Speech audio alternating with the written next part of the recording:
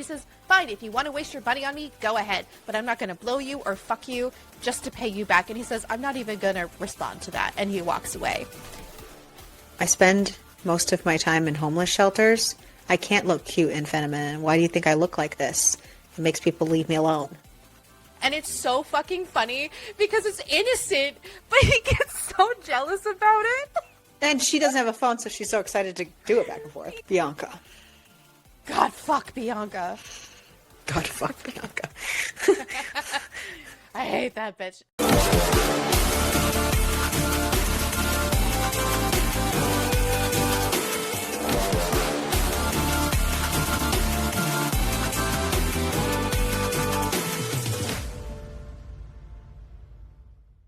It's been a weird week. It's been 2026. I keep saying true. That's the problem. I keep saying this has been a fucking wild week, but it's every fucking week. It's just 2026. There's been some weeks where it hasn't been crazy, but most weeks it is. I don't know. All I know is supposedly, as of a week ago, like things were supposed to be better heading in my direction, but I hadn't seen it yet. What gods did you piss off? All of them.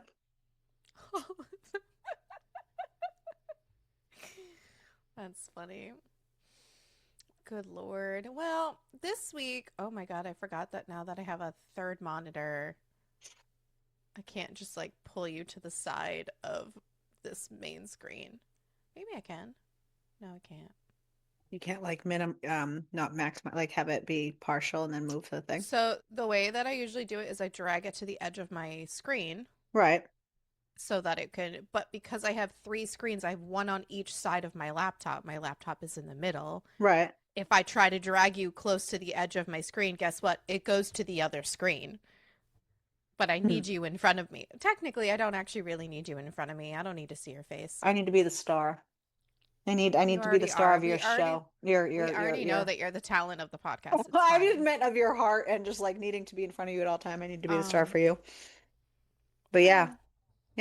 I mean, unfortunately, that's what happens when you're just this fabulous that you are a mascot today. Mind you, her fault that she was the mascot today. Listen. Her fault. Kinda, not really. Okay, it's all my fault because I'm weak.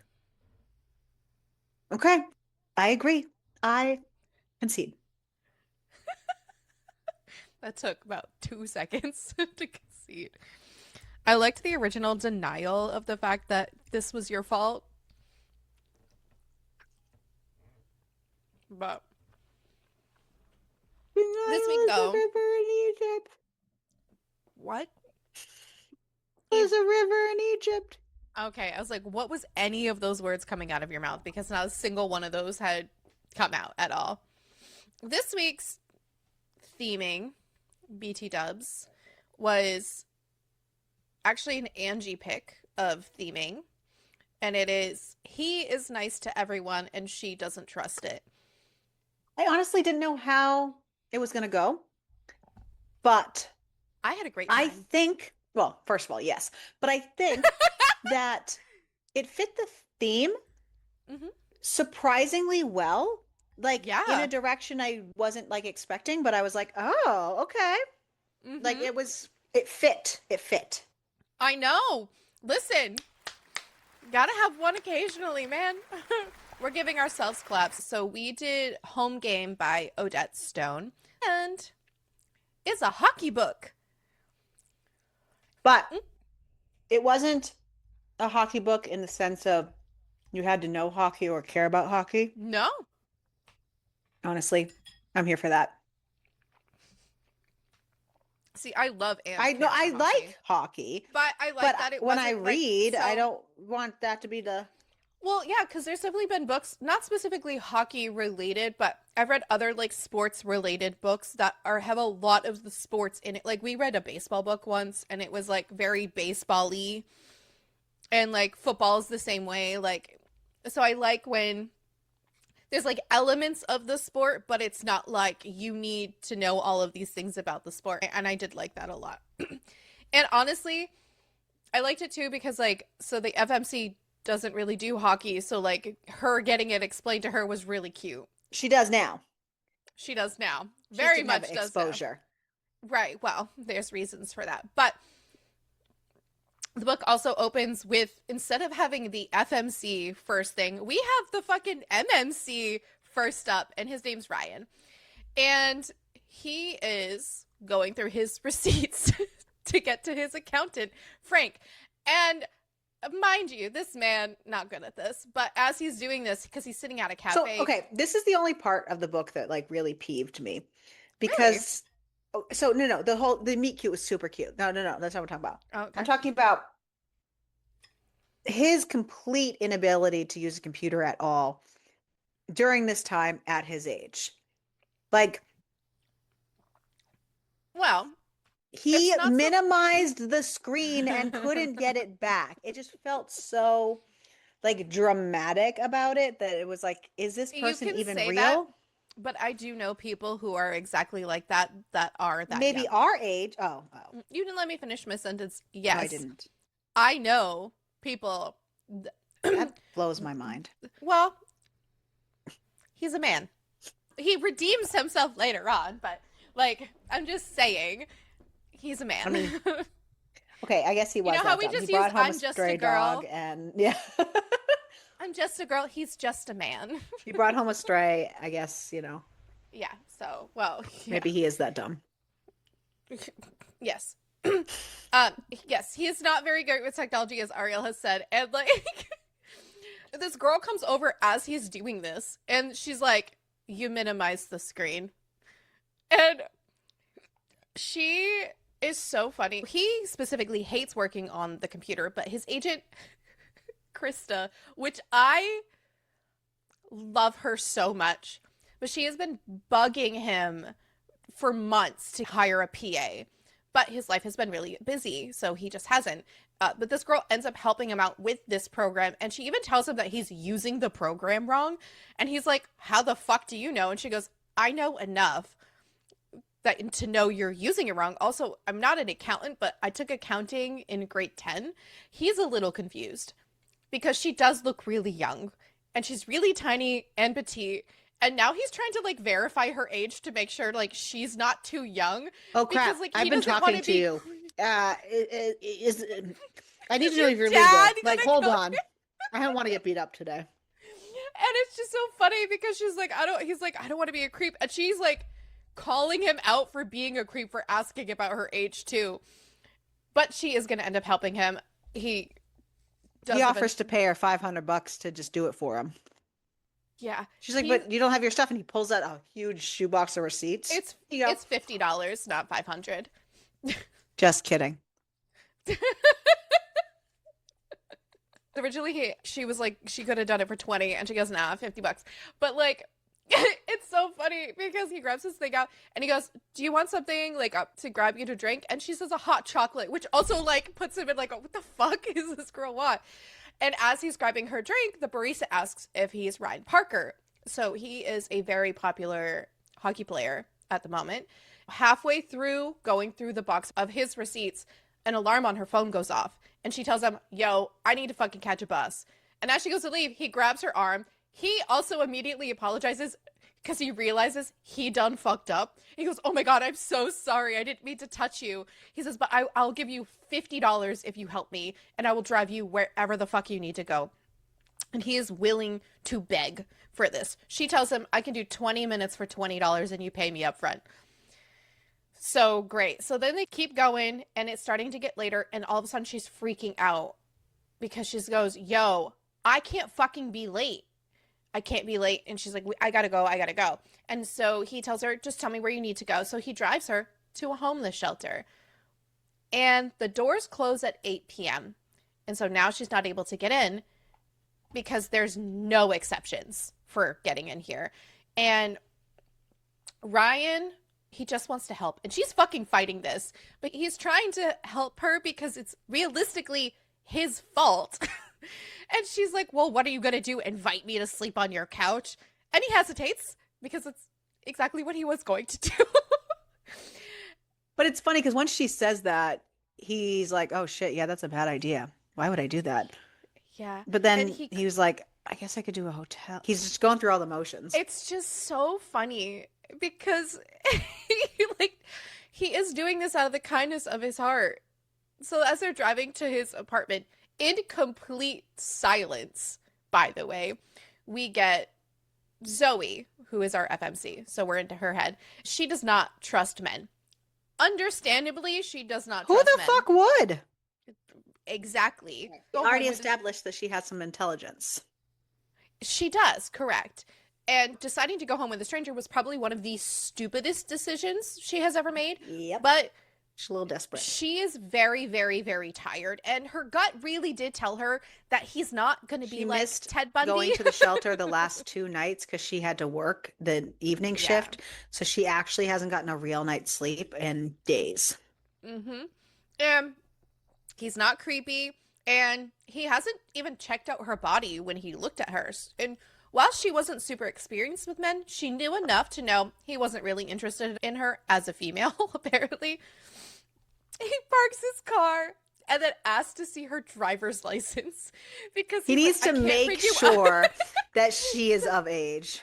Yeah, and she asks him for his too. Mm-hmm. So let me see what psycho I'm going home with. Right? She does end up giving him her health card, which has her insurance information, but her real name is Zabonia. They just call her Zoe. And she learns his full name and how big this man is compared to her. But whatever. So they go up to the apartment and she can see this whole place, by the way, fucking fancy as shit. But nothing in this apartment like looks like it's lived in. Like he's still got boxes of shit packed. He does not have a lot of furniture. And she calls him out for this and he tells her that he's just been busy. She sits on the couch and ends up falling asleep. But he's going to order burgers instead from this really, really fancy place. Ryan wakes her up as the food gets there so they can eat, and he just wants to ask her some questions. He learned she's homeless. She does have a job, but she makes minimum wage. He asks about her family, and she tells him that her family is dead, and she has been in foster care. And when she was 19, she was set free to take care of herself. He grabs her a bunch of blankets so she can fall asleep on the couch. When she wakes up, she feels like she's had literally the best sleep of her entire life. She showers, folds the bedding, starts going through his cupboards for food, and she debated leaving, but he does set an alarm, so she can't really leave. So she goes to knock on his door, lets him know she needs to leave because she needs to go to work, and he asks her if she needs a ride, and she says that she's just going to take the bus. He hands her a card with the number of his answering service on it if she ever needs it. She tells him she's fine. I am not going to keep bothering you. You don't even have to worry about me contacting you literally ever again. But he's insistent. You helped me, so please, for the love of God, call me if you need anything. And asks if she needs any money. And she leaves. She's like, peace the fuck out, bro. Ryan goes to practice for his hockey shit. And once the practice is over, the GMs want to have a conversation with him. Basically, he had been on a team in Chicago and ended up getting traded to this new team in Vancouver. He does miss his old team. And the one thing he knows he's missing with this new one is bonding with them. Long story short, right before he got traded, he checked some other guy on this current team. It was all part of the game, so it wasn't anything, but it ended up leading to a worse injury for this player, just coincidentally. And so this team that he's on now super hates him, but the GM's traded, he's a really good player, and there was this whole bet involved and yada, yada, yada. I was going to say, there was a bet. But now he's stuck on this team with everyone who hates him for having the other player basically lose their spot because they had an injury. So when the guy pulls him into his office and is like, bro, you are required to bond with your team. It's required. He's basically like, I'm trying. He's like, well, do it or else. Well, that too. Plus, they want to make him an assistant captain. They think that that's going to help. Yeah. And the captain, it was his idea to make this happen. To create the camaraderie, yeah. Yeah. Force him in. The dude who is still on the team, his name is Jensen. But they're going to draft up a contract, so they want him to give his... So Jensen is the co-captain. He is best friends with the guy who lost his spot. But they're going to draft up a contract, so they want him to give his agent a heads up. As he is walking out, he gets a phone call, and it's Krista, his agent, and she's mad because he didn't tell her about the promotion. And he's trying to explain, like, dude, I was fucking blindsided about this. And he doesn't really see it as such either. It's more of like an ultimatum of like, get with the team or like, you're off. Yeah. She's trying to reassure him that the hit he made on Noah was clean. It was an accident. And they knew that this was going to be a transition. And then she let him know that her PA put up an ad for a PA for him, and they're going to screen candidates for him to interview because he needs one.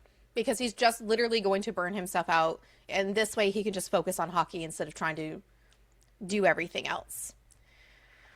Zoe is sitting and waiting for a bus now. And it's really, really late. She needs to get home from work. And normally she is done earlier, but she ended up working late. But she's going to try to find a safe space to get her through the night so she can go to her favorite diner. But as she's waiting for this bus, it is very, very cold, and a man comes up to her and beats the fucking shit out of her, and also was going to sexually assault her because men are disgusting and trash. Luckily, somebody else scared him off. She doesn't know this because she's blacked out, but we get the story later. Ryan gets into it with Jensen at the game, and people had to step in because Jensen jumped him in the fucking locker room, and now it's all over social media. Because, again, there's so much contention between Ryan and mostly Jensen is kind of the problem, but, I mean, obviously all the other boys aren't fully great with it, but Jensen's the one with the fucking stick up his ass because Noah was his best friend. So Jensen has more anger about it. He wakes up to a phone call from someone from the Vancouver General Hospital. Turns out Zoe's in the emergency room, and they called him because, you know, the card. He does not know her last name, though, because he doesn't remember it from her card. He's trying to figure out if she's going to be okay. He learns there was no sexual assault, and so he goes to the actual hospital. He informs them that she is homeless, and they tell him that they're going to hold her overnight and probably release her in the afternoon, basically be back on the street. They apologize to him, but then they do the stupid thing and they fucking ask him for an autograph while he's there. And all he can think is, he's like, are you fucking serious right now? He still does it because he is a nice person. At practice the next day, his coach is out for blood, obviously, because he's pissed that none of them can fucking be acting correctly. There's fighting. Yeah, but Ryan's and this coach is especially unhappy with any roughhousing on the ice, where a lot of teams allow for it and even encourage it. This coach is very anti that. Ryan's head is just in another like world, thinking about Zoe in the hospital.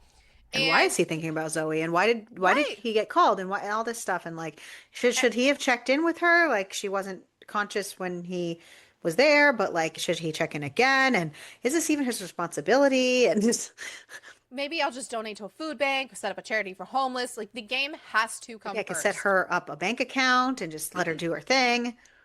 Yeah. Zoe wakes up finally at the hospital and asks what the fuck happened. The nurse lets her know that she was attacked and a bus driver chased the guy away. And she stays silent. And as this nurse is talking to her, she's realizing she doesn't have her backpack. And now she's freaking out. Her entire life is in her backpack. Yeah. And so she starts ripping her IV out. And the nurse is like, what the fuck are you doing? And she's telling the nurse she needs to leave. The nurse tells her she's going to get the doctor. They're going to find her clothes because she doesn't have her clothes. They got cut off her. Yeah. Yeah. They try to give them back. And she's like, what am I supposed to do with this? Yeah. So the doctor comes in, talks with her, gives her a prescription for pain pills, lets her know arm sling 2-3 weeks. The nurse gives her a set of scrubs because, again, they can't just send her out without no a thing. love from me. Yeah, she asks for money from the bus, and they say they have bus tickets at the front, and she goes to wash up. Nurse comes back, tells her, hey, good news. Guess what? Your friend showed up. Your friend's here. No need for the bus. It's Ryan. She looks a lot worse than Ryan remembered her looking. And he lets her know that they found. Well, he didn't get in to see her originally because right. So yeah, and still. Yeah, they called him, so he figured that, she might need a friend. He takes her to his car, and he has no idea why he showed back up, but he really wants to help her and maybe even fill her prescription, get her new clothes before bringing her back to the shelter, or he could put her up in a hotel for a couple weeks. She directs him to the diner and tells him, you know what? Thanks for the ride. I'm good. Peace the fuck out. This is a sketchy area. And he sees her. She gets out. She starts looking around. He goes, yo, what's going on? And she goes, dude, my fucking bag. Everything was in here. It's She's super important. panicking. Like she's And clearly spiraling. and he's like, oh, we can just replace everything. She goes, dude, I have pictures of my mom and dad in there. And then she starts sobbing uncontrollably. He puts her back in the car and they go back to his apartment. Out of it, just like Yeah, I would defeated be of too. life. Yeah. Yeah. He drops the prescription off at the pharmacy, stocks up at the grocery store, calls Krista.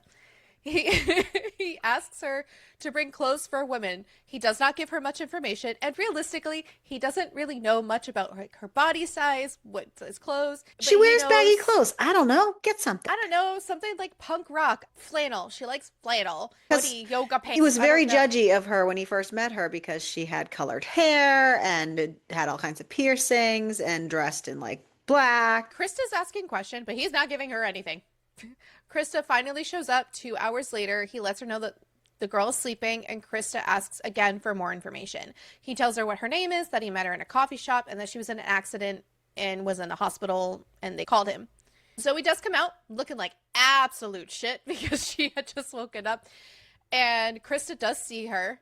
And honestly, says one of the fucking funniest things I have ever read, which was, you know that horror movie where that scary dead chick crawls out of your like TV and kills people? Well, she's in your bedroom. I fucking died.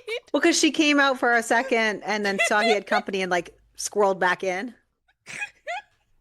Ryan ends up going in. It's always like, is that your girlfriend? And he's horrified at this thought too. No, that's my agent. I didn't tell her much, just that you're a friend who needed a place to crash. When he comes back out, Krista is digging through bags, letting him know she's pulling out the sizes that she's going to swim in. And she asks what's going on because she knows he's a really focused player, and now he has a child swamp creature moving in with him. And he explains that, listen, she has nobody, she doesn't have a home, her parents are dead, I didn't know what else to do, where should I send her? And Krista is asking, why is this his responsibility?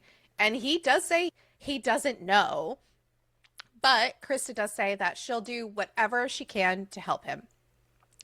When Zoe wakes up, she feels drugged and disoriented, and everything hits her back. She heads down the hallway, and Ryan is on the couch. He offers to heat her up some soup. She tells him that she needs to leave, but, if she can take a shower. He's asking her a lot of questions like, why? And what's going on? How did you end up in the middle of an industrial area in a rainstorm? She tells him that she goes there because the waitresses are nice. They get free food, and the bus only comes once an hour. And it was raining, and she thought that she would be safe, and obviously she wasn't. He offers her to stay with him until she's back on her feet. She doesn't believe this because why the fuck would anybody do this? And she also has always known that kindness comes with a price because everybody wants something in return. He claims he wants nothing, and she calls bullshit on it. And she goes like, I am not going to fuck you or give you a blowjob. And he's like, yo, no, no, no, no, no. Meanwhile, her face is bloodied and swollen, and her eye is the size of a baseball, like swollen shut. And she hasn't bathed or slept or anything in days. And she looks like the swamp monster just came in. Not that should be the contender, but like, he's not trying to get with you. Yeah. I get where she's coming from, but he's more no, like, no. bro, no. Well, that, and he's a decent human So now being. she's partially offended, though, too. I know. What do you mean? And she's just so confused as to why he would even do this out of the kindness of his heart. And he's asking her why she can't just accept this for what it is. And Zoe says, because that's not how this works. She finally agrees, but her terms are that she's going to help him out with something, and nothing ever sexual is going to happen. He insists the no sexual thing because he's currently got enough shit on his plate. Ryan is trying to think how the fuck he's going to get her back up on her feet. When did her parents die? and that his agent was, very correct that he does not do distractions, and Zoe is basically a full-time job. He doesn't even know why he insisted that she stayed there, but he figured he would eventually get it sorted out. We're gonna wing it. Ryan wakes up in the middle of the night with a body landing on top of him, and it's Zoe clutching her towel because she had assumed she was going to be sleeping on the couch because she had napped in his actual bed. But he was already there, and she's freaking out, asking why isn't he in his own bed, and he lets her know, like, you're taking my bed. I gave you my bedroom so you have more privacy. And she's thinking, like, who does that? What is your game? What do you want from me? And he goes, literally nothing. Please, just go sleep in the bedroom. There's a lock on the door. Go to bed. Okay. When he wakes up the next day, there is no sound from the bedroom, and he gets really stressed, and he thinks about how he really misses his old team because they were such like a huge support system for him. He doesn't have that here. And besides Krista, Zoe is going to be literally the only other person here that he can talk to. And he really does not know how to fix whatever's going on with the team. But at this rate, if he doesn't, this would be his last season because Jensen is doing his best to create this rift on the team with everybody. And now he has Zoe to worry about. His new pet, apparently. Like, listen, I appreciate it though because he could have been really creepy about the whole thing. Yeah. Also yeah, yeah. Zoe comes out and apologizes for scaring him, and she asks what he's doing. He goes, I'm thinking about furniture for the apartment. He lets her know that Krista bought her clothes. Yeah, and every time Krista comes, she just complains and complains and complains about how he has no furniture. And now he's thinking, oh my goodness, I just have this girl over living here and I don't have any living room furniture. Like I have a couch. Mm-hmm. I don't have anything. He's got guest rooms, but no furniture in them. So, of course, Zoe's thinking, why did Krista buy me clothes? And she's like, I can't accept these. These are very expensive. And she doesn't know how she's going to pay Krista back because she's already indebted to him and she doesn't want to be indebted to her as well. And he's trying to insist that literally it's fine. She says, fine, if you want to waste your money on me, go ahead. But I'm not going to blow you or fuck you just to pay you back. And he says, I'm not even going to respond to that. And he walks away. She does feel bad about this statement afterwards because he is being really nice to her. And she doesn't have any other choice because the only other option is to go back to the streets. And I mean, that didn't work out the first time. Ryan let her know that he has a late practice, so he should be home around 5, and he leaves her a set of keys, one for the elevator, one for the apartment, just to lock it, if she decides to leave. He also leaves her money just in case she decides to go anywhere to take a cab, and tells her to watch TV, sleep, have a bath, do whatever. She insists she's going to pay him back eventually, and she's going to make a list. She's going to start a tab. Yeah. And making a list will make her feel better. So he goes, okay, whatever. Really what you need. Honestly, sometimes I get it. Especially for her where she doesn't want to feel that, sense of. Yeah, no, it made sense. She does decide to leave the apartment to go to the place that she was working at and talk with the manager. They tell her they can't really hold her job because she's injured, but once she's back on her feet to come and see him and they might be able to make it because she is a really good worker for them. She takes the bus back, but she gets stopped at the building and the doorman won't even let her in the building at all because obviously she doesn't look like she belongs there. And she's trying to insist, like, I know Ryan. And they're like, sure, lady, okay. And they're not letting her in, so she ends up waiting outside. She doesn't have Ryan's number. And he could have let the doorman know, but he probably gets fans like that maybe anyways, so the guy's probably used to doing that. Yeah. And it starts raining when Ryan finally pulls up. And remember, she's still very injured. Yeah. She's got broken ribs. She's got... Ryan, by the way, fucking furious. And he's like, what the fuck is going on? Why are you not upstairs? And he is so pissed. And he reams that doorman out saying, you know what, bitch, she is staying with me indefinitely. And if she wants a cab, you call a cab. If you see her, greet her with courtesy and respect. And if she walks in front of a door, you do your fucking job and open the door. And if she ends up sick, I will have you removed from this damn job. He fucking stood the fuck up for her, and he is so pissed. And she's like sobbing now in the elevator. And he says, Nothing is ever going to happen to you. No one's going to disrespect you again. And she admits that no one has ever stood up for her before. That's why she's crying. And she's like, I'm not usually a crybaby, but motherfucker. And asks if he can stop being so nice. He says no. And his phone rings, and it's Krista, and she's asking how the bonding with the team is going. And maybe he should have a party and invite the guys over. And reminds him that he has a game coming up that he has to leave for. He's going to be gone for a couple days, so what's going to happen with Zoe? And originally, Krista is going to go there. She needs to make sure the house is okay. Which is so She's a funny. babysitter. And, I mean, Zoe But he's knows like, no, I need her to have somebody to help her. And Ryan lets Zoe know he's going to be gone and leaving, but Krista will be by the first game. You know, whatever. First game, they lose. And it's really brutal. And Krista calls him and is like, I really like Zoe. He's like, what? She had gone to check on her, but Zoe was cleaning, like deep cleaning the house, trying to find different ways to pay him back. But then they ended up watching the game together, and they like really and truly bonded. And Krista even asks him how the bonding is going with him and his team. And she reminds him that you got to get your shit together. And put your head in the game. Because he's getting into fights. And she said, next time you should skate away. Try not to get into these fights. Yeah, reminds him. This coach wants nothing to do with fighting on the ice. And she knows that. So trying to make sure he gets his shit together. Anyway, they do end up beating LA on Thursday night, and by the time he gets back to the apartment, it's really, really, really fucking late. But there is plastic wrapped pizza slices and a note saying, in case you're hungry. So he ends up heating it up in the microwave, and that wakes Zoe up a little bit. Like, he apologizes because she just who's sleeping on the couch. And he says he didn't realize she was sleeping. They talk about the game and the fight. Well, thought she was in his room. Yeah, where she should be. But she wasn't going to use his room. Yeah. They talk about the game, the fighting. He asks her how she's doing, and she says, you know, she went to the library, but without an ID, she can't take books out. In that bag. Yeah.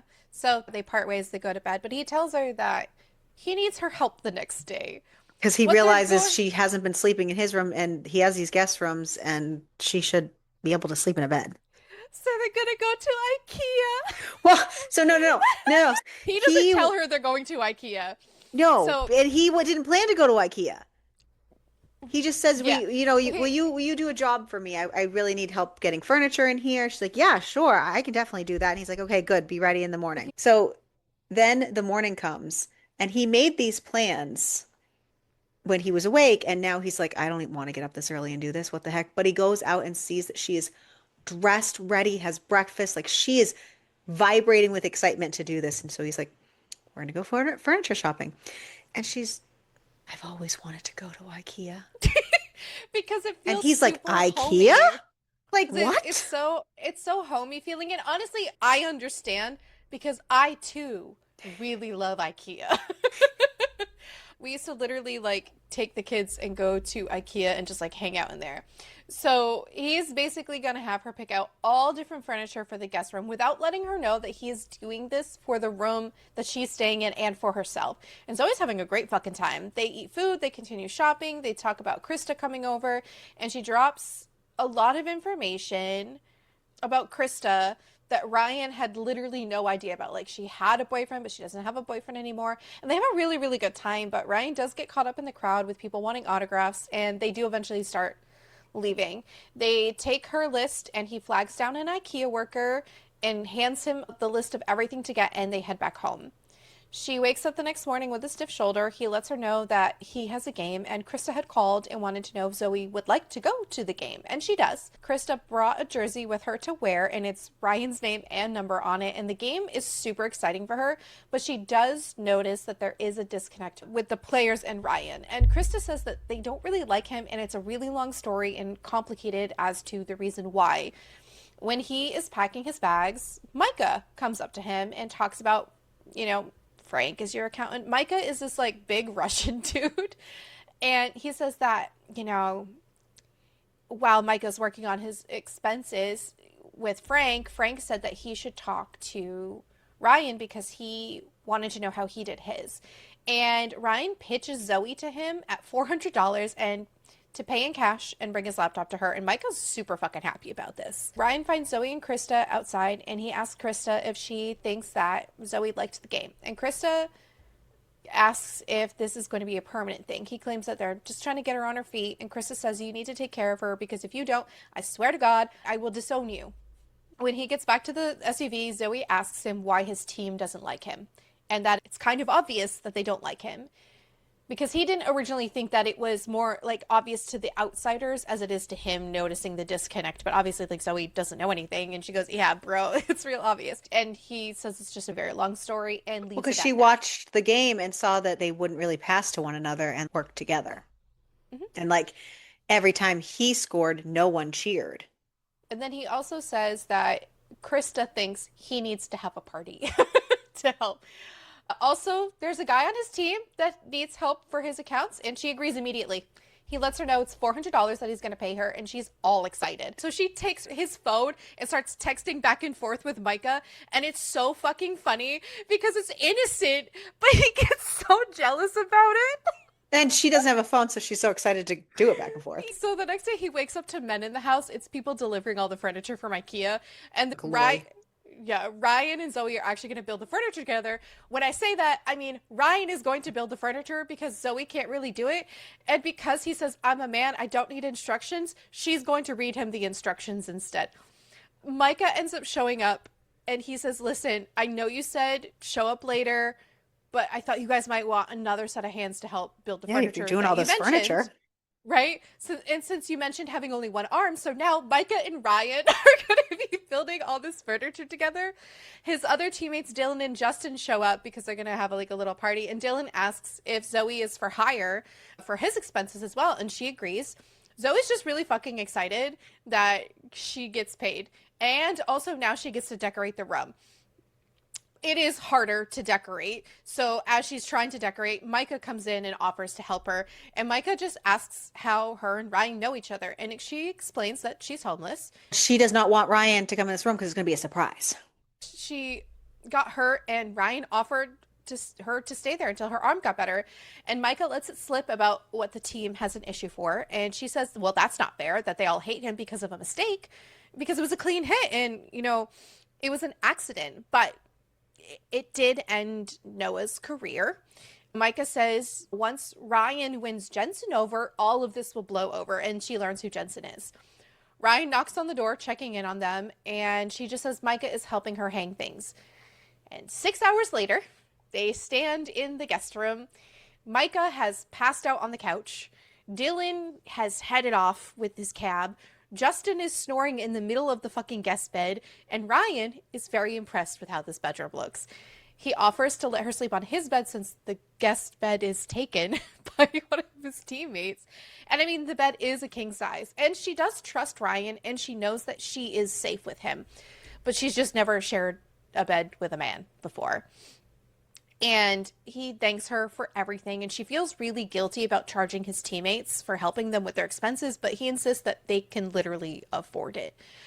She asks what he misses the most about his own life. And she's helping them. They need it.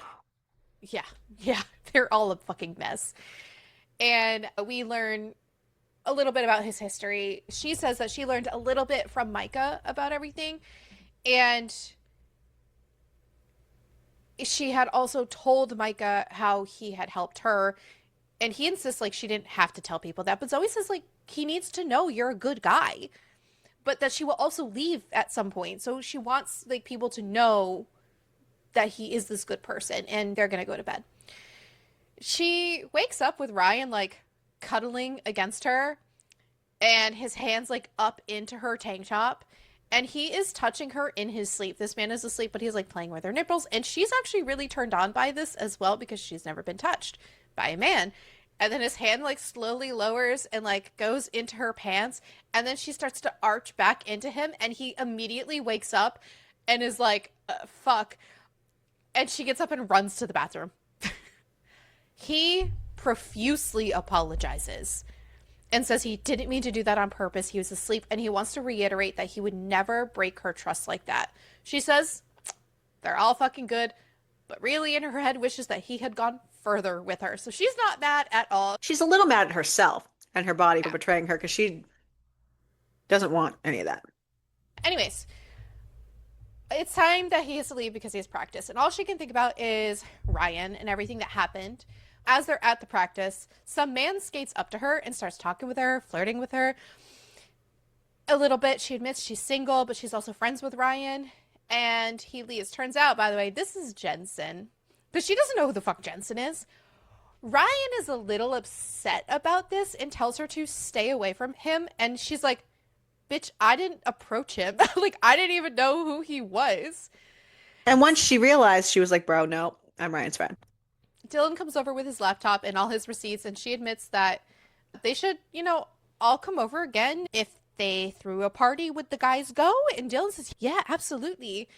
They all would. Every single one of them. Once she finishes the receipts, all the players are taking a break, and Jensen asks her to dinner.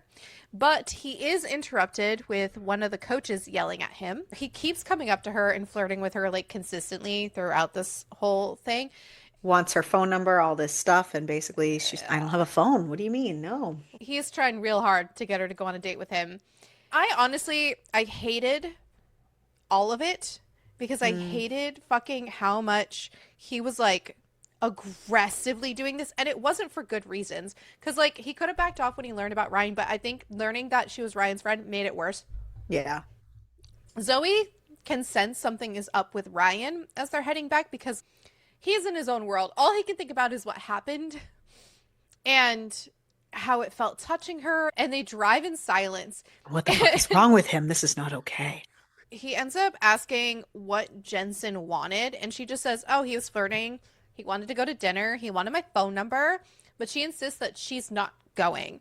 He tells her that he's not going to get in her way, and she just huffs at the thought.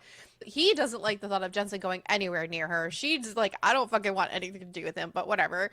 She liked the attention. So as they're almost home, Krista's calling him, and she's like, where the fuck are you? Because he has interviews for his PAs, and he goes, oh, shit. And they're going to turn around. He gets pulled over because he pulls an illegal U-turn and gets out of this ticket. And Zoe's like living this because she goes, it's like a movie. Because he literally gets out of this ticket because he's famous and the cop wants his autograph when he realizes who he is. When they get there, he's like begging Zoe to go into these interviews with him. And she does not want to. And he goes, dude, you can decorate our bathrooms. That's the key right there, by the way. And she goes, all right, fine. She's like, what does a PA do anyways?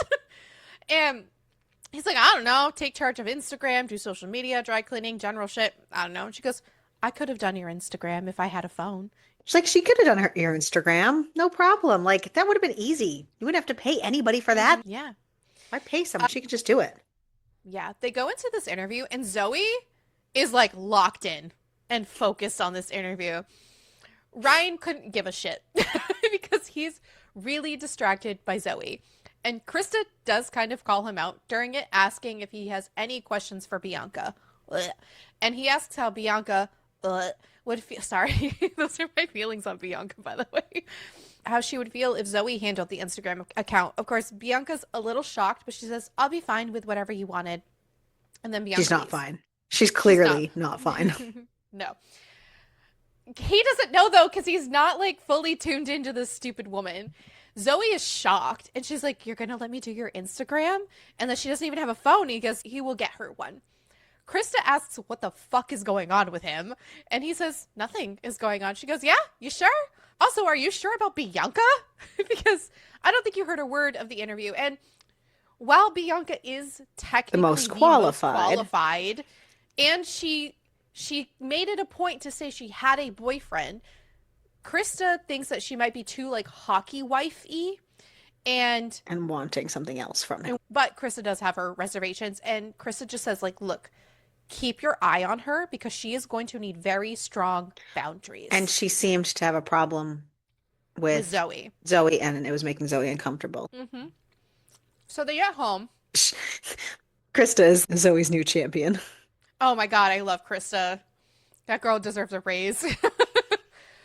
They get home and there's a package. And it's a new iPhone. Guess what? Not from Ryan. It's from Jensen. Ryan, obviously pissed, but Zoe can't help it. You know, she thinks that if she outright rejects Jensen, it could reflect poorly on Ryan. But if she engages with Jensen, it could feel like betraying Ryan. So there's literally no winning. All I know is she doesn't like fucking Bianca because Bianca looks like she's going to devour Ryan. And also Bianca kind of scares her a little bit. She does get a text message from Jensen because guess what? Jensen is currently the only one with her phone number. And he's flirting with her through text and he tells her, the phone, don't worry about it. I got it through charity. So really no big deal at all. Prepaid. You're good. She ends up taking a nap on the couch. When she gets up, she starts preparing for dinner and Ryan comes out of the bedroom in sweatpants. And he looks really hot. And she just quick snaps a photo of him as he's coming out because fresh from the shower. Yeah. Yeah, she wants it for Instagram.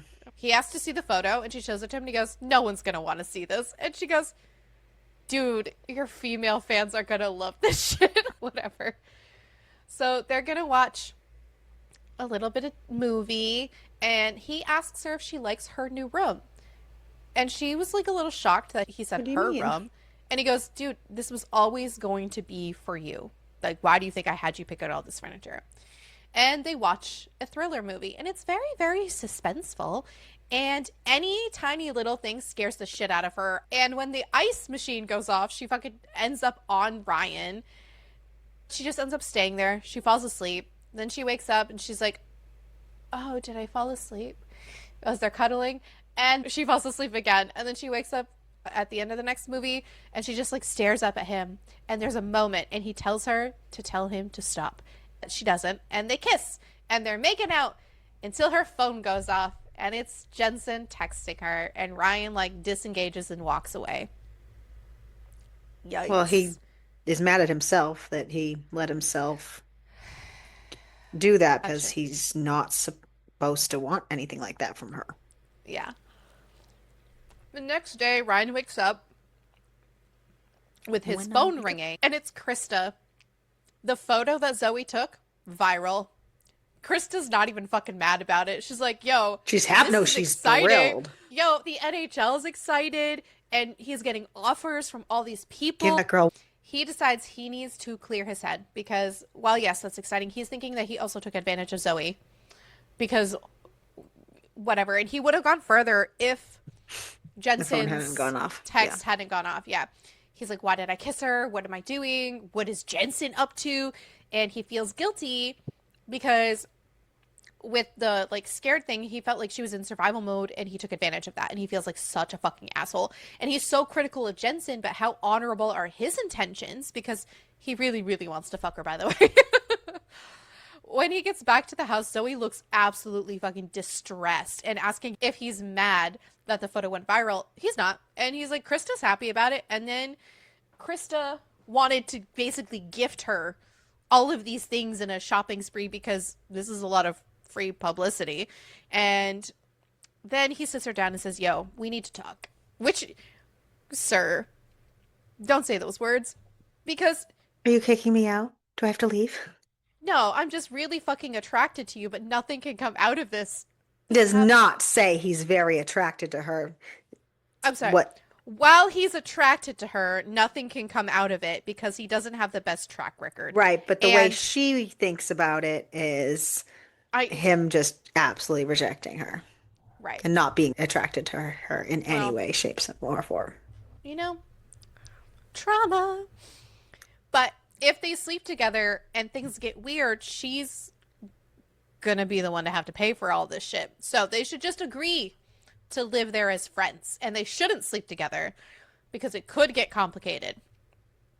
But now he needs to shake this shit off. Shake it off. And his idea of shaking this shit off is apparently to be a dick. Because after practice, he basically fucking ignores her. He's an asshole. He's avoiding her so late because he doesn't want to do something he'll regret. And instead, this is making her panic because then one of the nights that he comes home super late, she's like up waiting for him. And it's like 1 a.m. or something like that.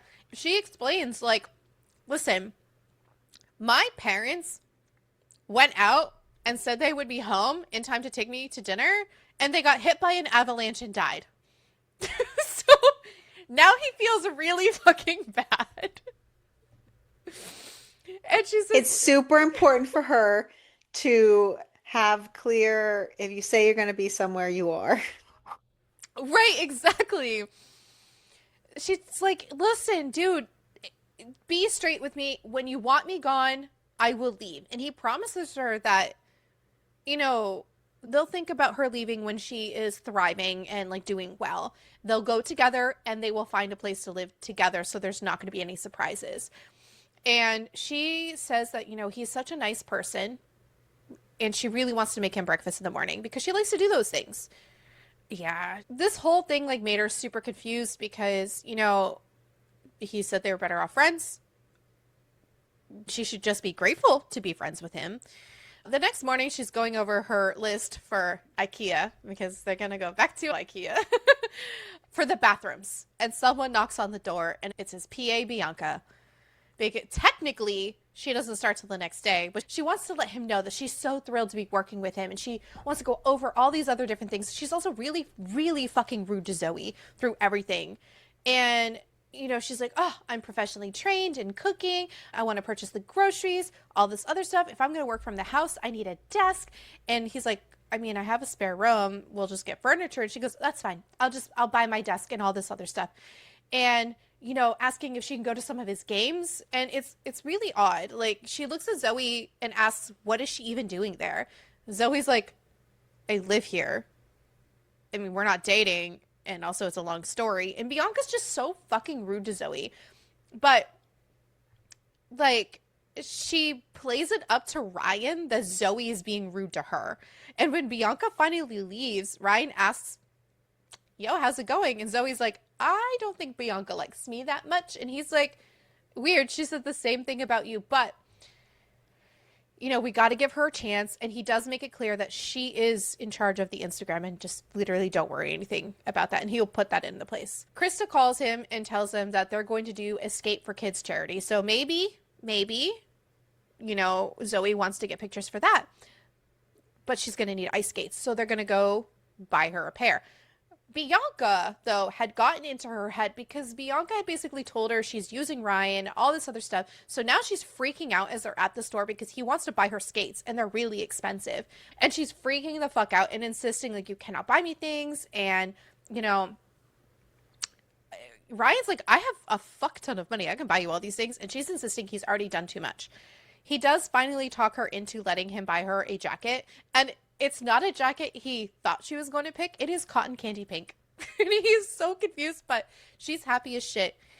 And she explains to him, like, yo, I spend most of my time in homeless shelters. I can't look cute and feminine. Why do you think I look like this? It makes people leave me alone. Mm-hmm. It's crazy. So they go to the skate thing. He did buy her skates. Reluctantly, she was not happy about it. Guess who's there? Bianca, because of course she's there. And she ends up like stealing Ryan away to do all this stuff, even though Ryan was supposed to help Zoe skate. And he gets caught up with a bunch of kids. And guess what? Jensen is there to help her skate instead. Zoe does take pictures of Ryan with the kids and everything. And he does eventually skate up to her and realizes how much he just missed skating. He reaches out, grabs her around the waist, and like he skates with her. And then all of a sudden, fucking Bianca is calling for him and saying he's needed after the event. Bianca then starts yelling at Zoe because Zoe was taking pictures. And she's like, those pictures are the property of Ryan and the Ryan Parker brand. And give me goes, your phone. Dude, this is my phone. And of course, Ryan comes over and she goes, listen, I was just suggesting that Zoe shared the photos with me for Twitter and your website. And Ryan's like, yo, that phone belongs to Zoe. The photos on the phone belong to Zoe. The photos are of you, so they're yours. Nah, bitch. Nah, bitch. But whatever. So she's just so rude. So Zoe and Ryan go to a restaurant afterwards. And when they leave, Zoe's like, is this where you take women out for dates? He goes, no. Yeah, they cooked in front of her and she had her grand old time. She's like, this is the best thing I've ever been to, ever. Yeah. It's like a Japanese sushi bar type of situation. Yeah, it was really nice. But as they're leaving, Zoe freezes because she sees something. and they need to go back to the apartment. And when they get back to the apartment, she like reiterates, did you set the alarm? Did you set the alarm? Turns out Zoe has seen Terrence. Terrence is her foster dad, and this man tried to sexually assault her when she was 16. And so many other things happen, which I'll explain in a little bit. So she's panicking because now she's seen this man. She has not seen him since she ran away at 16.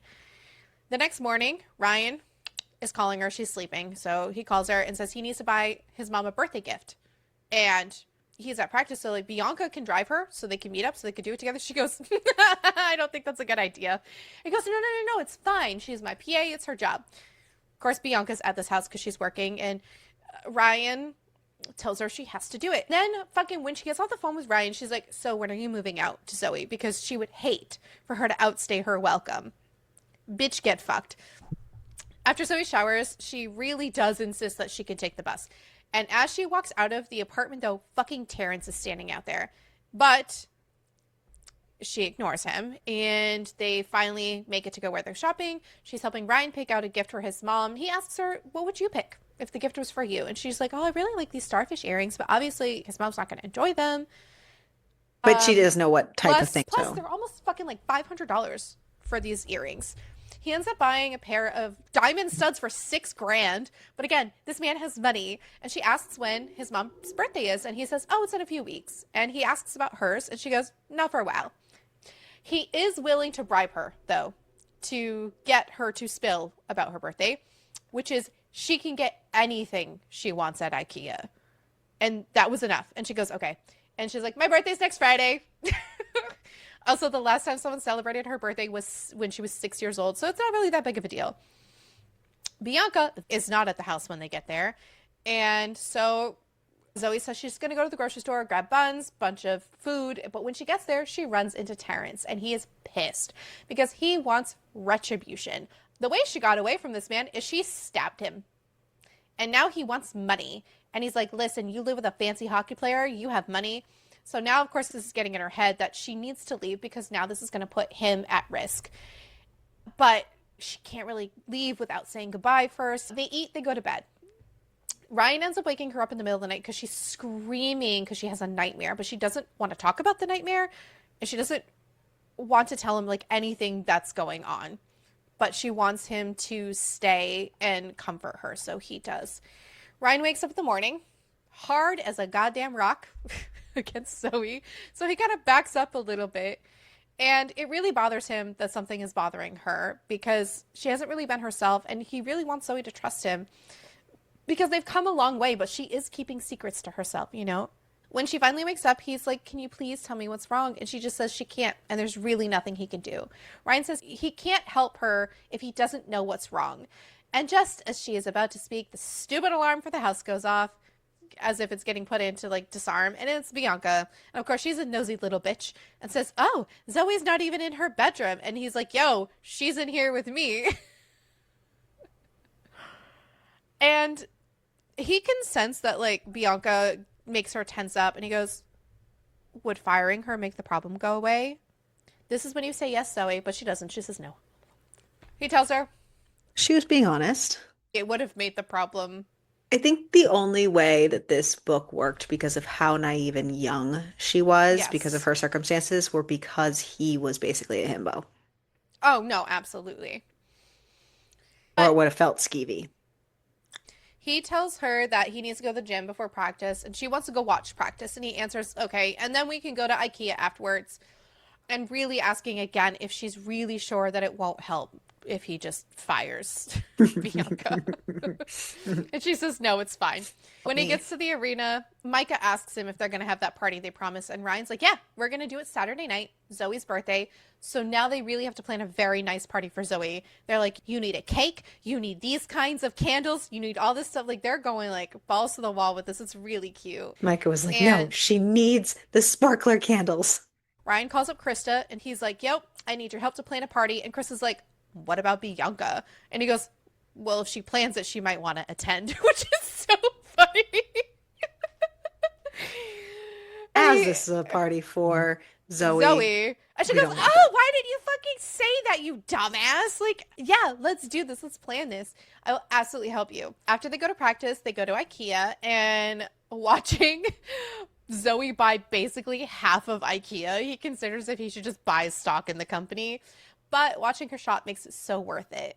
And he tells her, we're going to get all the stuff. I need the place in top shape by Saturday because, Micah's coming over.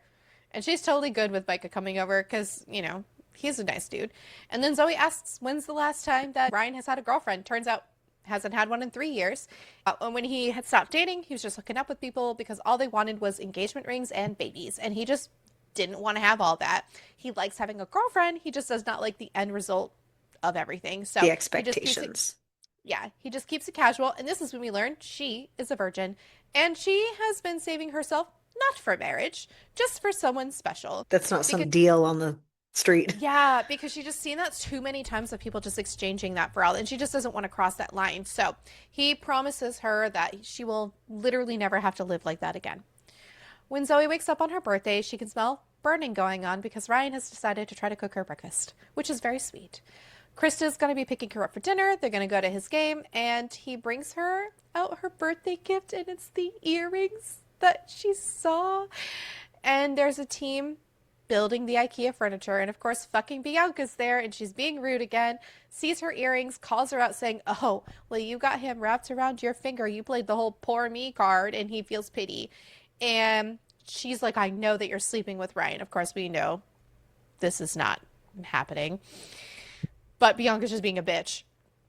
As she's getting ready for the game, she hears Bianca call for her and tells her, oh, you've got a friend at the door. Guess what? It's fucking Terrence. And Bianca leaves. Basically like, have a good time. Haha. Yeah, this bitch is here to take money, and she's like, I don't have that money, so she does just end up giving him $800. From the money that she did the taxes. Yeah. That's all she had. When they get to the restaurant, Chris is asking her, because she can see the, tension in her now, because this whole thing happened, so now she's out with Krista, and Chris is like, what the fuck is going on? She's like, I can't help you if you don't tell me what's wrong. I will move mountains to do whatever for you. Meanwhile, Ryan's getting everything set up for Zoe's birthday. He's got her cake, and she ends up coming in with Krista, and Ryan's a little shocked because his brain does not comprehend what is happening because she got a haircut, she's got makeup on, she looks nothing like she did before, and her hair is like natural color again. Yeah, he does get instantly hard, but he has no reaction, and his non-reaction makes Zoe think he hated it. Trying so hard to mask his actual reaction. Yeah, she ends up running away, and Chris is like, what the fuck? Go fucking talk to her. And he goes in there and says, listen, you caught me off guard. You affect me so much. And she's like, bitch, no the fuck I don't. And he goes, oh, if you don't believe me, here, takes her hand, puts it on his cock because he's really, really hard. And he tells her, I've been attracted to you for a while, but we made a deal when you moved in, no funny business. And she's flabbergasted, saying, oh, that's why. And she's like, do you like IKEA? Because Bianca had told her IKEA is this lowbrow thing. He goes, I fucking love IKEA. Who doesn't like IKEA? Bruh, IKEA's great. Everything in this house is good. Well, here's the thing. If she had asked him prior, he would have said no. But now that he's been with her, he loves IKEA. And he's like, listen, the house looks good too because of you. Everything looks great. And he just hopes that she likes the party. So 2 hours later, all of the guys show up, plus their plus ones, and they all have gifts for Zoe. And it's just such a good party. But the whole party for Ryan feels like a job interview because he's working his way around, trying to connect with every member of the team. The whole time. Chris decides to start a game. And it's kind of like musical chairs with partners, where you grab your partner and they sit on your lap. Partner round and round. But there is one person that has no partner. So there's an extra couple, but then there's also, you know what I mean. Towards the end, it was Zoe himself and another couple and Jensen. And because of this, Jensen and him get into it and start fighting. And then Zoe runs away because duh. And fucking they pull him off, and Micah is cleaning Ryan up, and he's like, oh, so that's how you feel. And Ryan's like, it's not like that. Micah's like, I think it is. And by the way, Jensen feels the exact same way.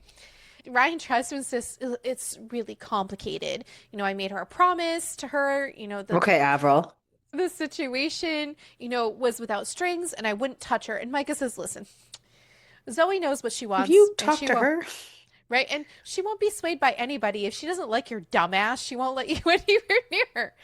Zoe is obviously crying and she is helping fix up Jensen and she's going to walk him out.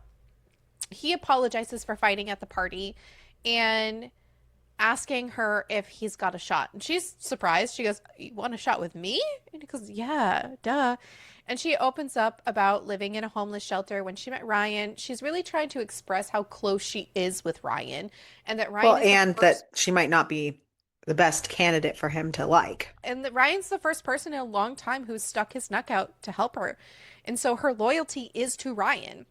But she also doesn't know how long she'll be around.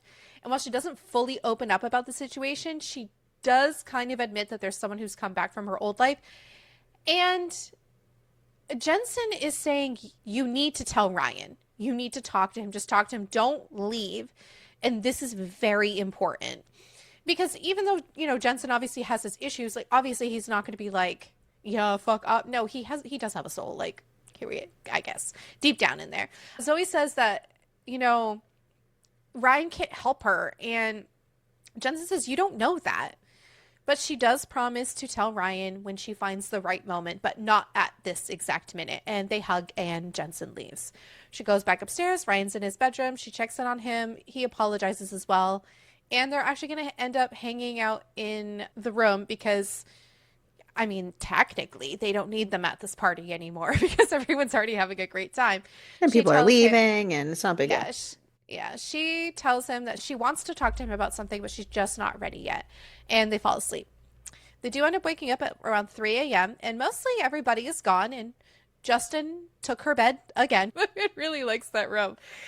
But she thanks everybody and thanks him for having like the best birthday ever. And they go to bed. Though that is terrible because when she wakes up, she hears laughter. It's fucking Bianca and Ryan.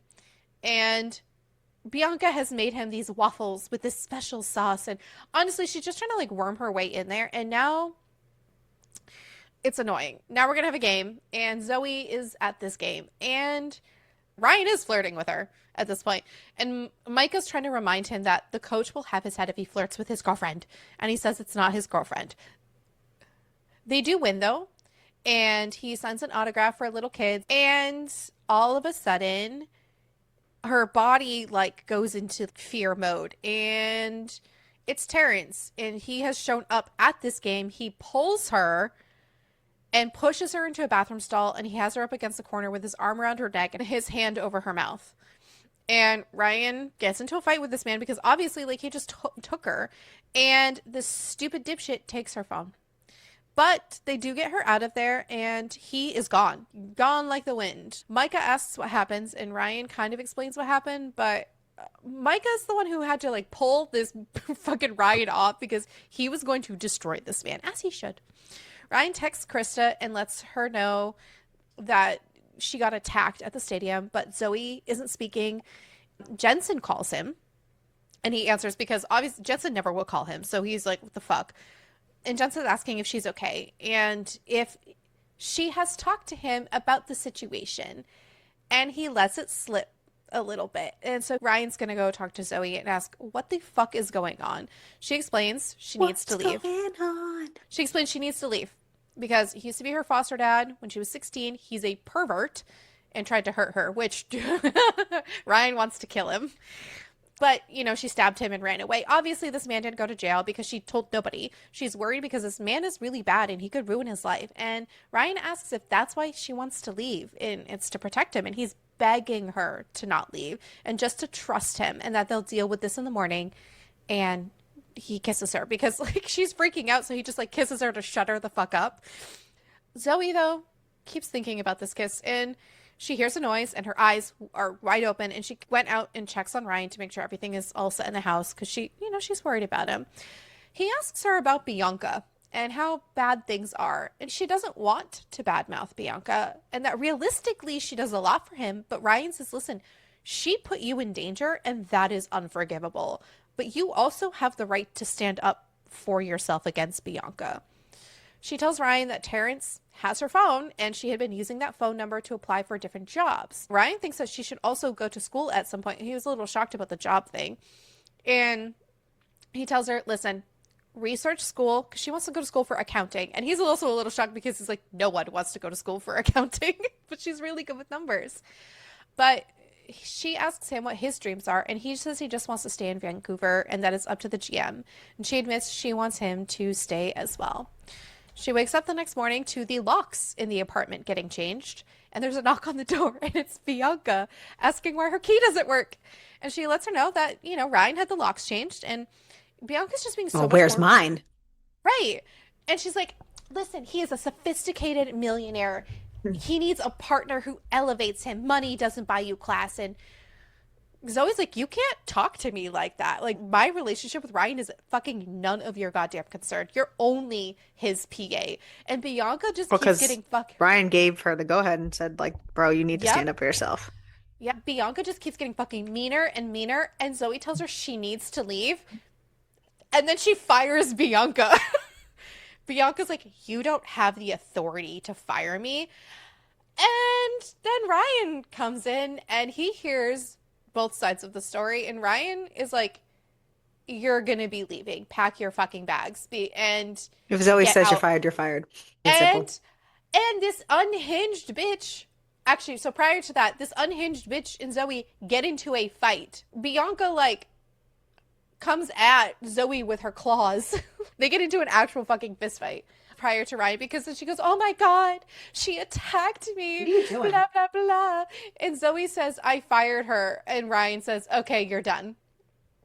And Bianca's like, she's using you. She's a tramp. You're not supposed to fall for her. She's I'm the one a tramp. You're supposed to fall for. But we love him. Breaks a new heart every day. He's a tramp. Yeah. She says that you're not supposed to fall in love with that trashy little tramp. You're supposed to fall in love with me. And Ryan says, and you were supposed to be someone I could trust. I need you to leave. And he kicks her out. Zoe, by the way, asks if he's mad at her for firing Bianca. And he goes, why would I be mad? I'm like super fucking proud of you. You stood up for yourself. And he sits her down and says, listen, we need to talk. Stop saying we need to talk, Ryan. This is how you send people into spirals. He's got to go away for 10 days for a game. Krista has offered to let her stay at her place. So as they pack for her to go stay, like when they get to Krista's, he's really reluctant to leave. And he goes, you know what? Nah. You're coming with me. Fuck this. And Krista's all this happened. And now there's the threat. And yeah.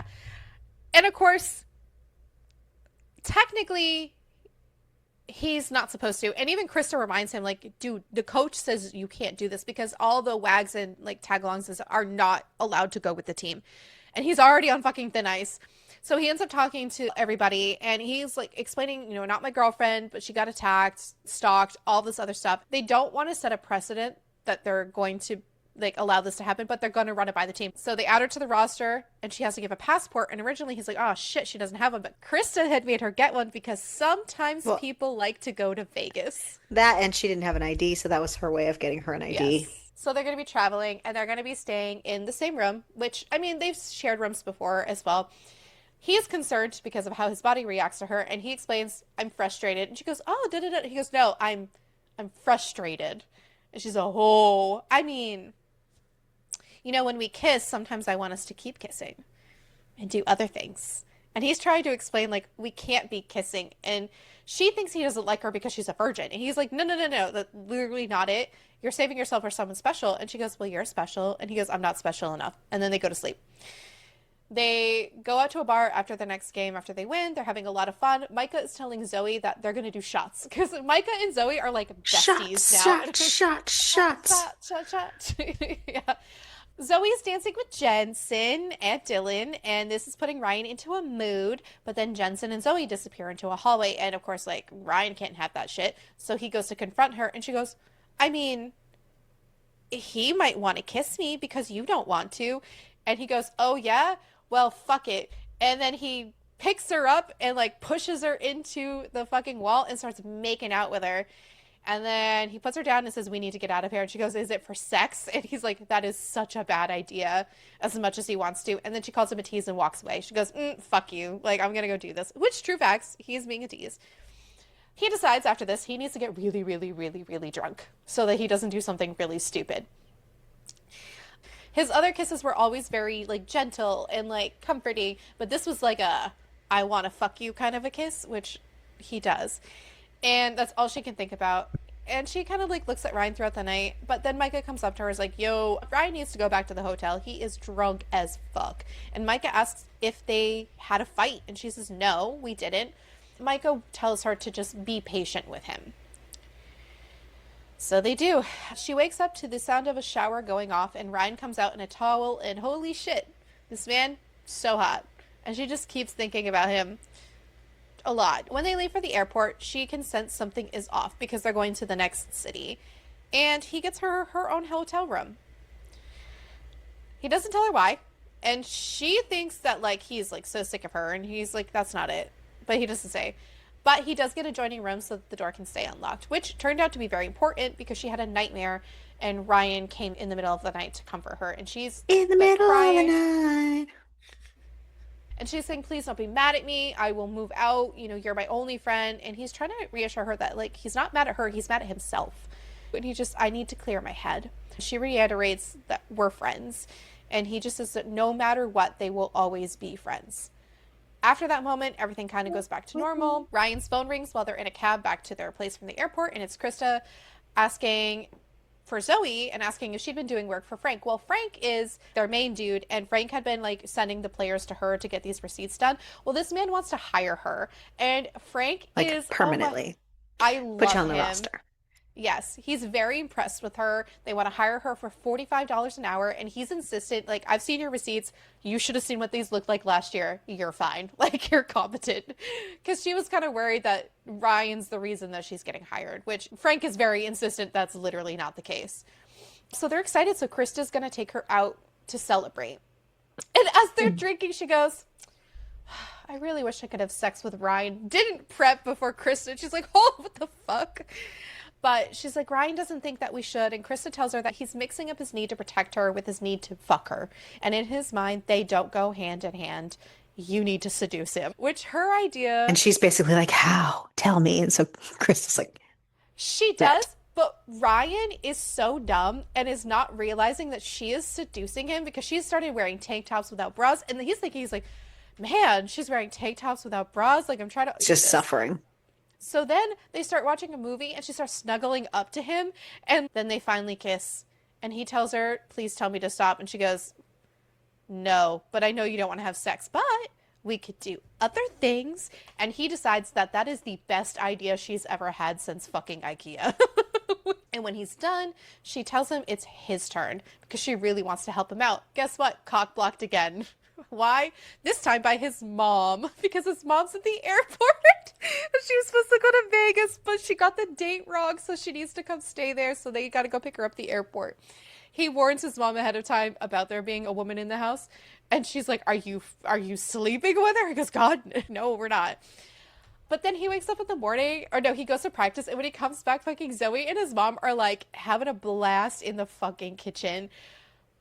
But when Zoe goes like off and does whatever, his mom does let him know, "Hey, love her, fabulous, but Zoe needs to be on her own."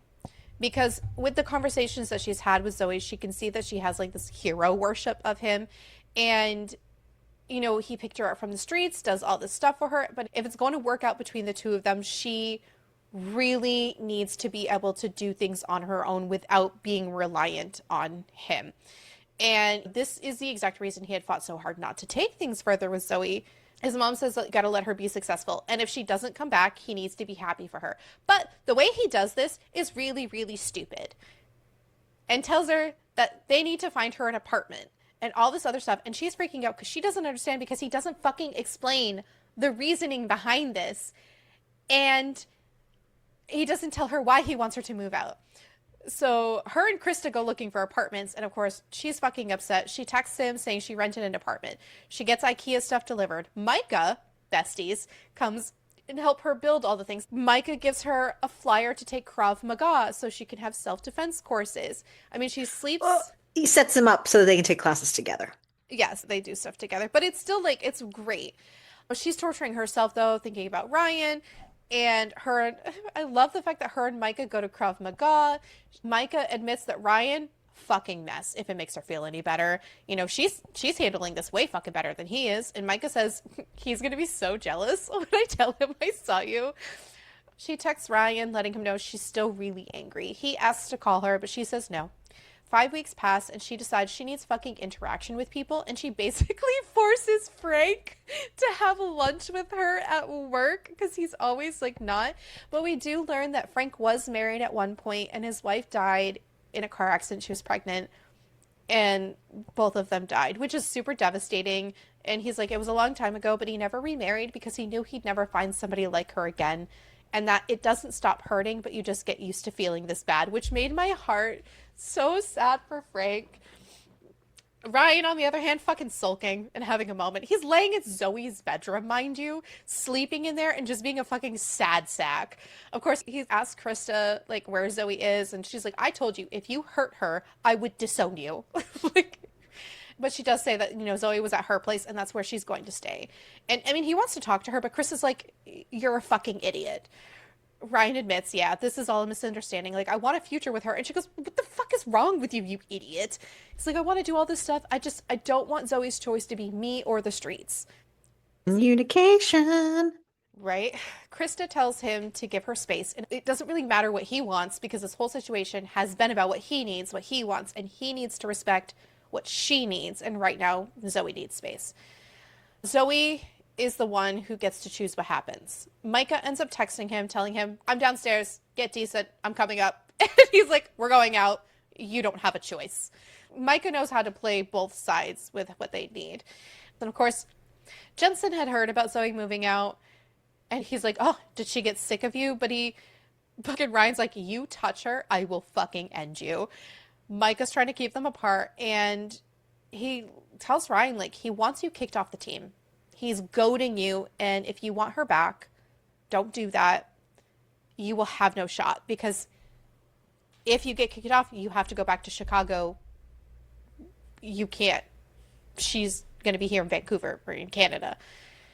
So they're going to go out and get drunk, and Micah's like, you're going. You don't get a choice. And he's like, well, I guess I'm going to go get sloshed. And he goes, exactly the point. Next morning, fucking hungover as shit. During practice, the GM wants to see him. They had heard about the fight in the locker room because him and Jensen. And he's like, look, you've made good progress gelling with most of the team. Not good enough, though, if you want to stay on the team. You need to do this with everybody. Rory, who is she the daughter of one of the GMs? Is that who that is?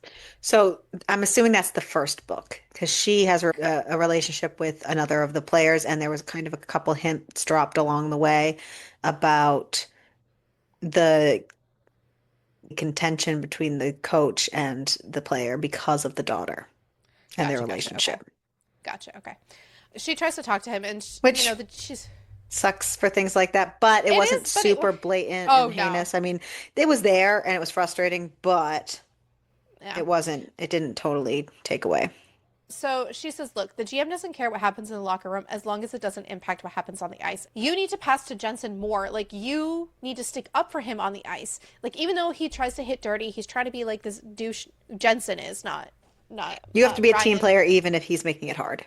Zoe texts him asking if he's okay because she learned about Jensen and him being in a fight from Krista, and she's just making sure he's okay. He ends up going on a blind date that Micah sets up for him. Micah's just trying to get this poor man laid, okay? And he goes, and like the girl's beautiful and everything, but it doesn't do it for him, and he just sends her home. Micah's, well, how was she? And he goes, yeah, she only wanted to get laid. He goes, yeah, that was the point. Zoe decides she needs more furniture. Micah drives her to IKEA, and Micah lets her know that they're about to go on the road, and she asks how the team is going. We all know what she wants to know. Micah says, listen, your boy, he just wants to fight, and coach is not happy. So she watches the away game. She's been like avoiding these games, but she really sees like in his eyes, he is fighting. Not just in his eyes, physically. He's destroying everybody in his path. And it's not going well. And he ends up getting to like a huge fight at the game, and he doesn't even go to the interview. He just disappears. As she's at her desk at work, Frank comes in and gives her several catalogs for different colleges. He's like, you need an undergraduate degree to get your CPA. And he wants her application by the end of the week, and he will cover all application fees. And he tells her if she doesn't apply, he will fire her. 2 months go by and the playoffs are starting. Krista's knocking at her door and says, listen, don't be mad at me. The kitten, she has a kitten. The kitten's name is IKEA. Because Ryan's friend had kittens and this kitten was going to go to the pound, and Krista did it. And she's really happy, and she texts him, thank you for the kitten, and she has left it as named as IKEA. Spring comes around. She ends up getting into the University of British Columbia. A bunch of people on the team gifted her a scholarship for 4 years of her tuition and their books. And they're like, because Micah, Dylan, and Justin needed to, up their charitable donations. And now she's crying. I started getting emotional because she does their taxes for them, and they're happy about that, and they need to keep her. It was so sweet. Ryan texts her later at night just to check in on her. She explains about the scholarship, and then a dark shadow appears in the doorway, and it's Terrence. She sends an unfinished text that says, I'm so hap. Honestly, this is kind of like so Ryan can kind of know what the fuck is going, like that and something. She's just in the middle of it, and she just presses send, so there's something. That and something. She's yeah. Hoping. Ryan ends up calling Zoe. She answers, but she's not speaking, and he can hear Terrence in the background saying, hang up the phone. Then the line disconnects. He calls 911 and actually gets the police over to her house really, really fast. The cops arrive, and they're all waiting on an ambulance to get there. Turns out, Terrence walked into her bedroom with a knife. He came in probably through the open living room window. She explained that she was texting with Ryan when he got there, so she stabbed him. She subdued this man with the Krav Maga. He tried to get his hands on the knife, so she stabbed him in the gut. And then she tied him up. So after talking with the cops, Ryan asks if she wants to go back to his place, and she says no, that Terrence has taken enough from her, and he will not, take her house as well. And if she leaves, he wins. So he helps her clean up the blood, and then he leaves. He asks Micah how she's doing. Micah says, why don't you just ask her yourself? And he's like, but... Da-da-da. And Micah's like, yo, hold on. Zoe's never been romanced. Maybe you should woo her. And that's what he starts to do. Zoe thought that seeing Ryan would be cathartic for that night, but she realized she is deeply in love with this man, and she admits it to Krista too. The next day at work, she gets a beautiful bouquet from Ryan, and he still tries to call her. He asks her to call, and she says no, but she thanks him for flowers. Then Zoe tells Krista that Micah wants her to go to the next home game, and maybe they could sit together, so that's what they do. They go to their next playoff home game. Ryan's super focused on her during this game, to the point that other people are like, can your boyfriend, focus on the game? Yeah. The fuck? And they're like, I feel like I shouldn't be in this room. The next day, Ryan sends a basket of chocolates and other things to the office, and she's so insistent Ryan is not romancing her, but they're all like, you're a dumbass. Yes, he is. The day after that, she gets a cotton candy pink bike to her house, and he's trying to talk her into a date. She doesn't agree, but the next day she gets earrings from Tiffany's with a note just saying, one day. And of course, Wanda, one of her work besties, tells her, if you're not going to date I will. The office is basically like the secretary, the dude, and her. She thanks him for the earrings, and he asks her for dinner, and she says she's scared, and he admits he is too. But they're going to go out to dinner on Saturday and to dress up. Krista ends up helping her buy a dress, and she gets so many butterflies going into this dinner, and she's thinking to herself, everything's going to be fine. It's fine. It's really just dinner. And when he picks her up, he's wearing a really nice black suit. He takes her to this really fancy fucking restaurant that has no prices on it. And when she panics, he goes, that just means get whatever you want. That's not what that means, by the way. He tells her that he fucked up. And he really wants to explain, You done fucked up. Yeah, he explains he didn't want her choice to be dating him or living on the street. And it wasn't a fair choice because he wanted her to choose him. Not because she had to, but because she wanted to. And he handled it very poorly. No fucking shit. So he thought it was about time that they talked. And he said he wanted her to stand on her own 2 feet before, she chose him. And that, he had the power, he had the control, he had all the money. And, if they moved that into a romantic relationship, he didn't want her to feel like her survival of life depended on how well their relationship was doing. And he never wanted her to feel like that. She admits she probably would not have understood that reasoning at all. But now that she's been by herself, she understands it. And she asks, what now? He says that he's hoping that they order dessert and maybe, they can go on another date. He brings her home and they kiss, and then they have 11 dates. After that, the GM pulls Ryan into his meeting for another unofficial meeting, and he's made a lot of progress with his teammates. And they want to offer him a full contract, but Ryan has a bit of hesitation, which is Zoe. But he says he'll make his final decision after the playoffs. So, playoffs happen. Jensen comes up to him and says, I know it's been a rough year, but you've been a great teammate and I'm happy. I would be happy to have you stay as a wolf, which was very sweet and very grown of Jensen to do since he's been a dick this entire book.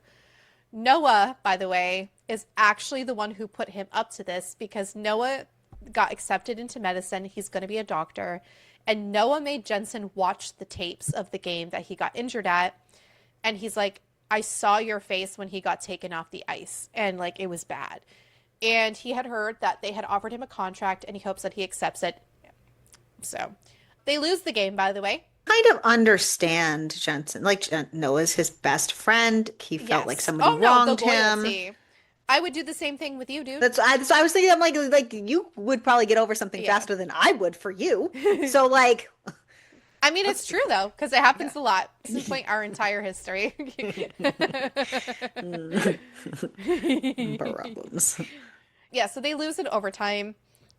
Zoe texts him saying he played an incredible game and asks how he's doing. He admits he feels like shit. And she says, I wish I could hug you. He does end up landing back home and he goes straight to her house and he hugs her. They wake up the next day. He said he never should have let her go. And she said it was hard, but it was the right thing to do. And they shower together and she's touching him and he's touching her and she starts to, stroke his dick. When they step out of... Yep. Touching me. He picks her up and carries her to the bedroom and she asks if they can fuck because she wants more. He eats her out. He starts to finger her and he admits he loves watching her come and she really, really wants to have sex. And he tells her, we don't have to. I don't want you to feel rushed. But bro, this is what she wants. And they fuck. At first he's really slow and gentle and she goes, please stop holding back. So he doesn't and he fucks the shit out of her. When they're done, she says, I think I'm in love with you. And he goes, dude, I've been in love with you for months. You think?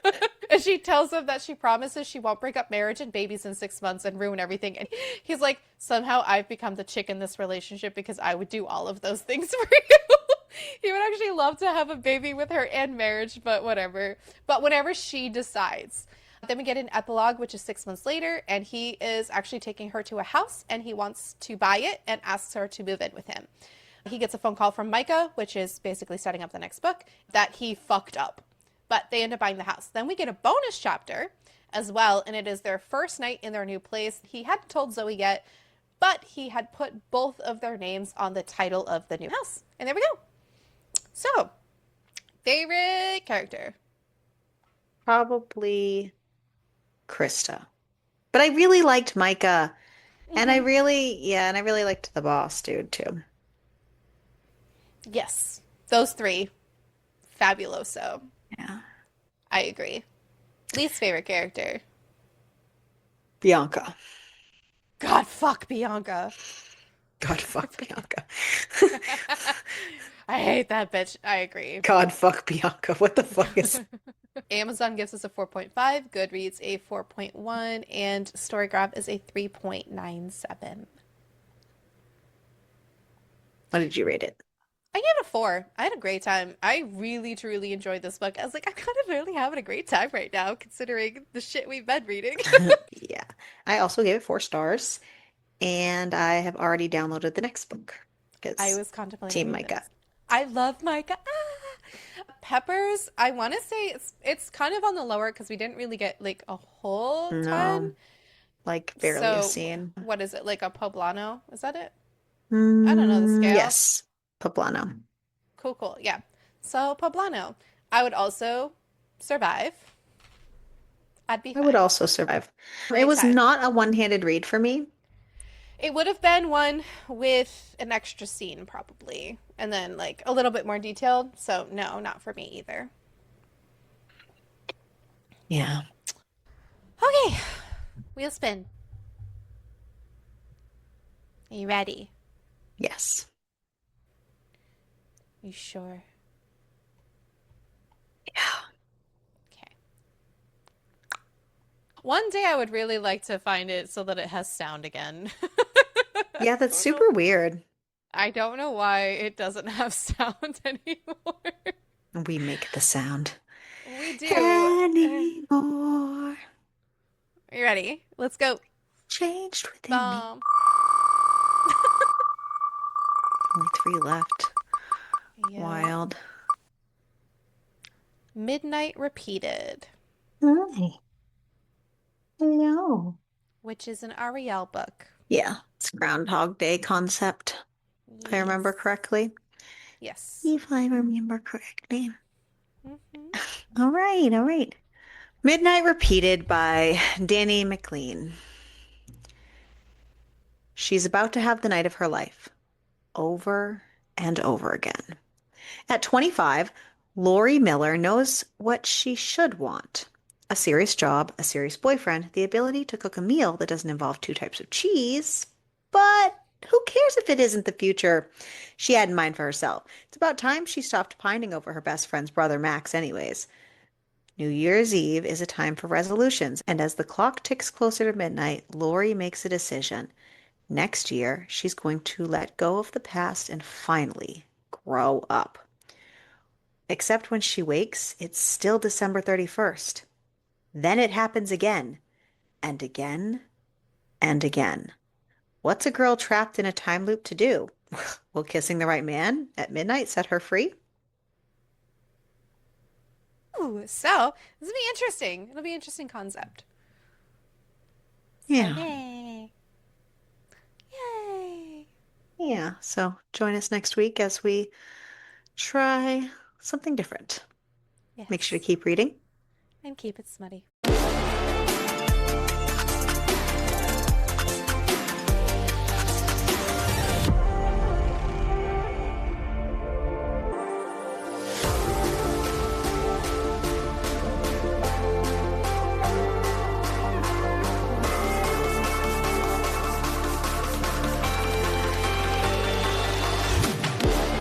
Oh, fuck. Oh, fuck.